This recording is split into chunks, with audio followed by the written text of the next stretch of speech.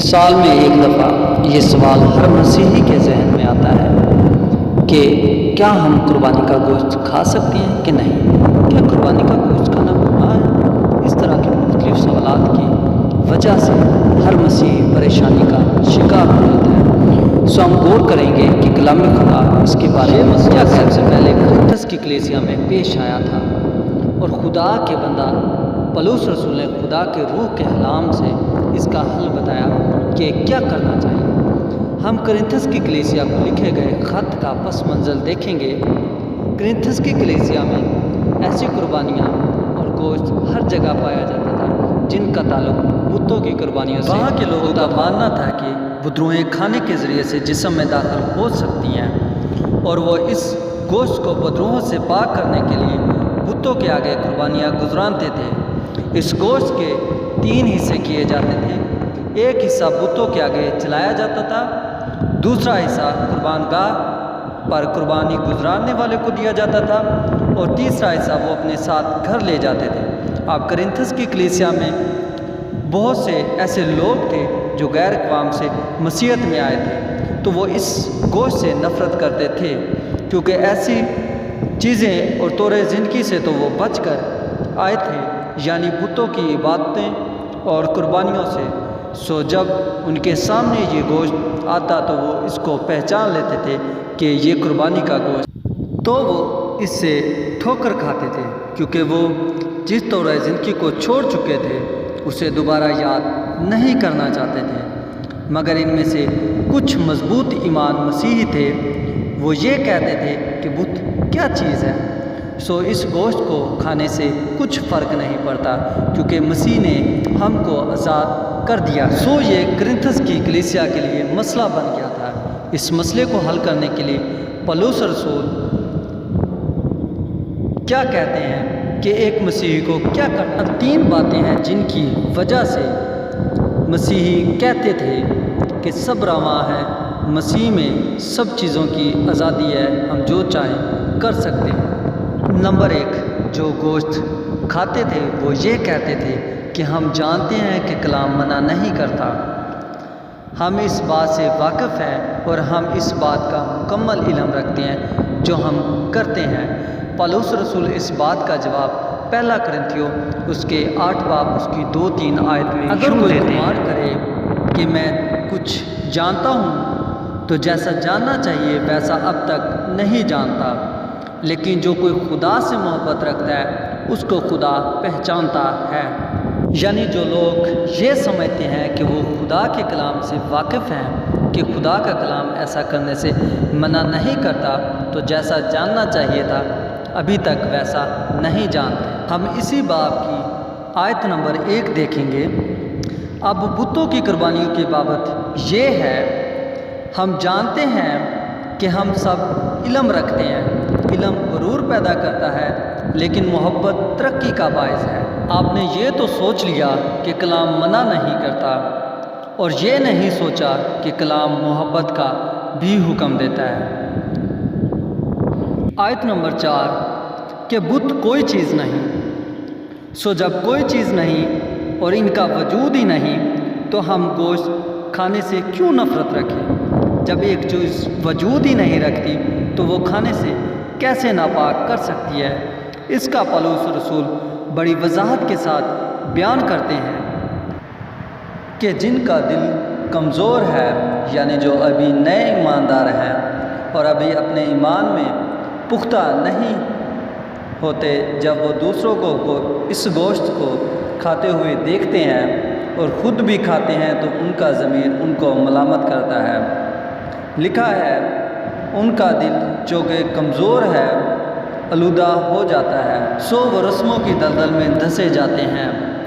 آیت نمبر 10 اور 11 میں یوں مرقوم ہے، کیونکہ اگر کوئی تجھ صاحب علم کو بت خانے میں کھانا کھاتا دیکھے اور وہ کمزور شخص ہو تو کیا اس کا دل بت کھانے کی قربانی کھانے پر دلیر نہ ہو جائے گا؟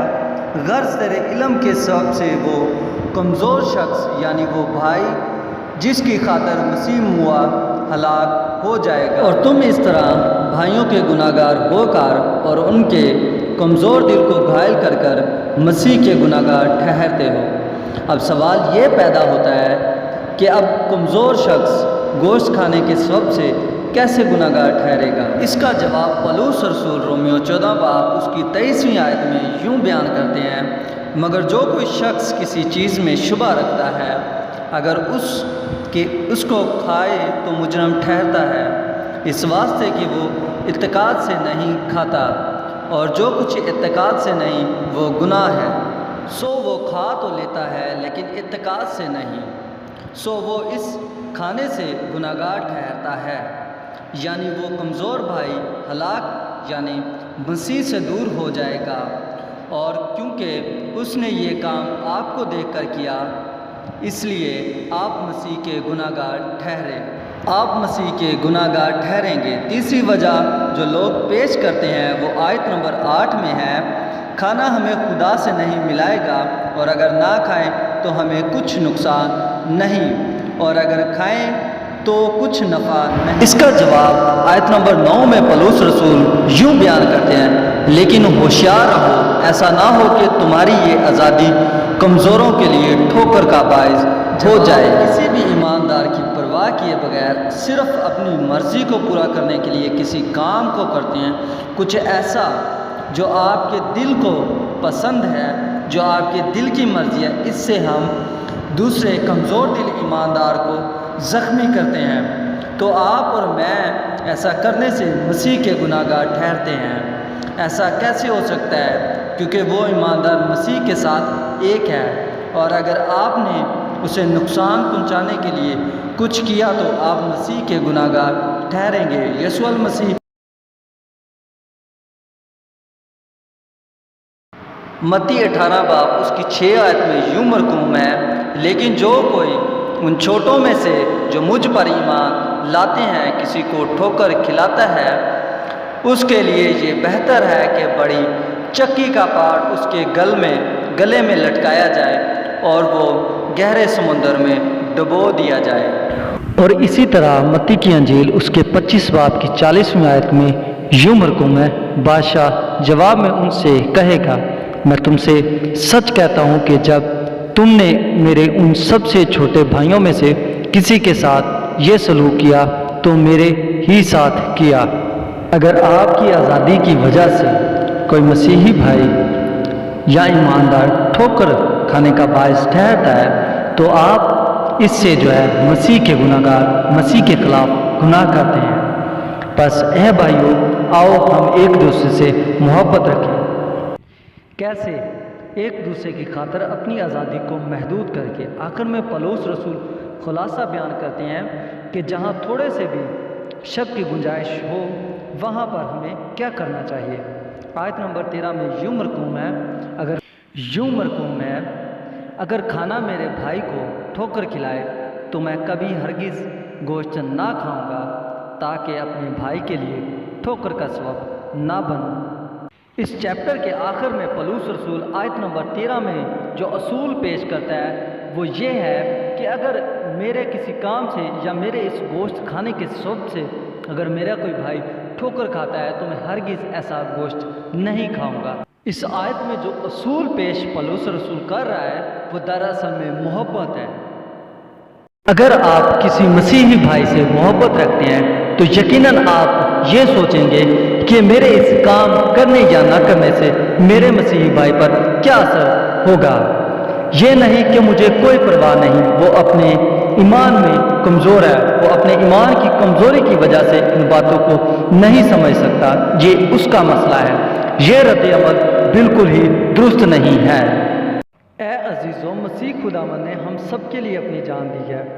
اگر آپ اس کے خلاف گناہ کریں گے تو آپ مسیح کے خلاف گناہ کریں گے۔ کیا ہم اپنی کلیسیا سے اتنی محبت رکھتے ہیں کہ ہم اپنے کمزور ایماندار بھائیوں کو بدنام کریں؟ بلکہ ہمیں بدنام کرنے کی بجائے ان کی حوصلہ افزائی کرنی چاہیے۔ کسی مسیحی کو یہ حق حاصل نہیں ہے کہ وہ کسی ایسے کام میں ملزم ہو جسے کرنے سے کوئی دوسرا مسیحی ٹھوکر کھائے، کیونکہ اگر وہ ایسا کرے گا تو مسیح کے خلاف گناہ کرے گا۔ اب کچھ لوگوں کا خیال یہ ہے کہ لوگ بلا وجہ ہی ٹھوکر کھاتے ہیں۔ عزیزوں، ہم نے پہلا کرنتھیوں اس کے 8 باب کے مطالعے میں دیکھ لیا ہے کہ ضروری نہیں ہے ٹھوکر لگنے کی وجہ کیا ہے۔ کیا اس کے لیے یہ وجہ کافی نہیں ہے کہ آپ کے کسی کام کی وجہ سے کوئی دوسرا مسیحی گناہ میں گر جائے؟ آئے اب ہم اس بات کو جاننے کی کوشش کریں گے کہ آخر زیادہ تر مسیحی اس بات سے ٹھوکر کیوں کھاتے ہیں۔ سب سے بڑی وجہ یہ ہے کہ یہ قربانی ان کی طرف سے اسحاق کی قربانی کی یاد میں نہیں بلکہ اسماعیل کی یاد میں گزرانی جاتی ہے، اور ان سے جواب میں یہ سننے کو ملتا ہے کہ بائبل بدل گئی ہے اور تم ایک تبدیل شدہ کتاب کو مانتے ہو۔ سو مطلب یہ ہوا کہ اگر اسحاق وعدے کا فرزند نہیں تو نجات بھی اسرائیل سے نہیں، اور مسیحیت کی بنیاد غلط ہے، یعنی ان کی قربانی کی بنیادی تعلیم ہی بائبل کی تعلیم کے برعکس ہے، کیونکہ اگر وہ بائبل کو سچا مانتے تو بائبل کے مطابق اسحاق کو قربانی کے لیے پیش کیا گیا تھا۔ سو وہ بائبل کو جھوٹا ٹھہراتے ہیں۔ سو اب جب ایک طرف بائبل کی باتوں کو جھوٹا ٹھہرا کر رد کیا جاتا ہے اور دوسری طرف چند مسیحی اسی قربانی کا گوشت مزے لے لے کر کھاتے ہیں اور اس میں شریک ہوتے ہیں، تو جب ایک مسیحی یہ دیکھتا ہے تو وہ اس سے ٹھوکر کھاتا ہے، اس کو ٹھوکر لگتی ہے اور وہ مختلف آزمائشوں کا شکار ہو جاتا ہے کہ اسے کھانا چاہیے یا نہیں۔ اب آپ کو یہ فیصلہ کرنا ہے کہ کیا ان باتوں سے کسی بھی مسیحی کا دل کا دکھنا یا ان کا ٹھوکر کھانا ٹھیک ہے یا نہیں۔ اور یقین کریں بعض مسیحی اس حد تک سادہ ہیں کہ ان کو آس پاس سے سن کر یہ باتیں سچ لگنا شروع ہو جاتی ہیں، اور جب چند مسیحی لوگوں کو گوشت اور بھائی چارہ کے نام پر ان رسومات میں شامل ہوتا ہوا دیکھتے ہیں تو ہم ان مسیحیوں کے ایمان کو کتنا نقصان پہنچاتے ہیں۔ دوسری خاص بات یہ ہے کہ یہ ان کی خاص مذہبی رسم ہے۔ پہلا کرنتھیوں اس کے 10 باب 18ویں آیت میں یوں مرقوم ہے، جو جسم کے اعتبار سے اسرائیلی ہیں ان پر نظر کرو، کیا قربانی کا گوشت کھانے والے قربان گاہ کے شریک نہیں؟ یعنی جو لوگ بتوں کی قربانیوں میں شریک ہوتے تھے وہ ان کے ایمان میں شریک ہوتے تھے اور ان تمام رسومات کی توثیق کرتے تھے۔ اسی طرح جو لوگ آج قربانی میں شریک ہوتے ہیں وہ ان تمام عقائد میں شریک ہوتے ہیں جو ان لوگوں کے ہیں، لیکن خداوند یسوع مسیح اور بائبل کی سچائی کو لے کر جو ان کا عقیدہ ہے وہ میں آپ کے ساتھ پہلے شیئر کر چکا ہوں، اور خاص طور پر یسوع مسیح کی ذات کو لے کر جو ان کے عقائد ہیں وہ بائبل کے مطابق نہیں ہے۔ وہ یسوع کو نہ تو خدا کا بیٹا مانتے ہیں اور نہ نجات دہندہ اور نہ ہی نبی سے کچھ زیادہ۔ سو جب آپ قربانی میں شریک ہوں گے تو ان تمام عقائد کی بھی توثیق کریں گے جو وہ آپ کے بارے میں اور کلام خدا کے بارے میں رکھتے ہیں۔ آیت نمبر 22 میں یوں مرقوم ہے، چیپٹر نمبر 10 اور اس کی 22ویں آیت میں یوں مرقوم ہے، کیا ہم خداوند کی غیرت کو جوش دلاتے ہیں؟ کیا ہم اس سے زوراور ہیں؟ پولس رسول یہاں خداوند کے بدن کی شراکت کی مثال دیتے ہوئے سمجھاتے ہیں۔ آیت نمبر 16ویں آیت میں یوں مرقوم ہے، وہ برکت کا پیالہ جس میں ہم برکت چاہتے ہیں، کیا مسیح کے خون کی شراکت نہیں؟ وہ روٹی جسے ہم توڑتے ہیں، کیا مسیح کے بدن کی شراکت نہیں؟ کیا مسیحی کسی غیر اقوام کے شخص کو مسیح کے بدن میں شریک ہونے کی دعوت دے سکتا ہے جب تک کہ کوئی مسیح پر ایمان لا کر اسے اپنا نجات دہندہ قبول نہ کر لے؟ سو اسی طرح مسیحی بھی غیر اقوام کی رسومات میں شامل نہیں ہو سکتے، کیونکہ مذہبی رسومات میں شامل ہونا ان کے ایمان میں شامل ہونا ہے۔ اور یاد رکھیں پہلا پطرس اس کے 2 باب اس کی 12ویں آیت میں یوں مرقوم ہے، پہلا پطرس اس کے 2 باب اس کی 16ویں آیت میں یوں مرقوم ہے، اپنے آپ کو آزاد جانو مگر اس آزادی کو بدکاری کا پردہ نہ بناؤ، بلکہ اپنے آپ کو خدا کے بندے جانو۔ معاشرتی طور پر آپ ان سے مل جل کر رہیں تاکہ مسیح کا کردار ان پر ظاہر ہو، ان سے محبت رکھیں، لیکن ان کی مذہبی رسومات کا حصہ نہ بنیں، کیونکہ آپ بہت سے مسیحی لوگوں کے لیے ٹھوکر کا سبب بن کر اور مسیح کے خلاف گناہ کر کے کسی غیر ایماندار کو مسیح کے لیے نہیں جیت سکتے۔ اس سارے مسئلے کو مزید آسان بنا دیا گیا ہے۔ معروف اسلامک اسکالر اور ایک بہت بڑے فقہ کا کہنا ہے کہ قربانی ان کی خاص مذہبی رسم ہے اور غیر مسلم کو اس کا گوشت دینا حرام یا ناجائز ہے۔ یہ بیان آپ کو اس مسئلے کو سمجھنے میں مدد دے گا کہ واقعی ہی یہ ان کی خاص مذہبی رسم ہے اور وہ آپ کو اس کا شریک نہیں بنانا چاہتے یا شریک نہیں کرنا چاہتے۔ آپ کو گوشت صرف وہ دے گا جو اس اصول سے ناواقف ہوگا یا اس کو تسلیم نہیں کرتا ہوگا۔ وہ اس کے بارے میں زیادہ خیال رکھتے ہیں کہ کسی اور کی مذہبی رسومات میں شامل نہ ہو اور نہ ہی خود کی مذہبی رسومات میں کسی کو شامل کریں، کیونکہ مذہبی رسومات میں شامل ہونا نہ صرف رسم میں شامل ہونا ہے بلکہ اس کے پیچھے موجود ساری سوچ اور تعلیم میں شریک ہونا ہے۔ پہلا کرنتھیوں اس کے 10 باب 31ویں آیت میں یوں مرقوم ہے، پس تم کھاؤ یا پیو یا جو کچھ کرو سب خدا کے جلال کے لیے کرو۔ اپنے ہی مسیحی بھائی کے لیے ٹھوکر کا سبب بن کر، چاہے وجہ کوئی بھی ہو، اور کلام مقدس کے تعلیم کے برعکس قربانی میں شریک ہو کر آپ کیسے خدا کے نام کو جلال دے سکتے ہیں؟ یہ بات میری سمجھ سے بالاتر ہے۔ خداوند آپ سبوں کو بڑی برکت دے۔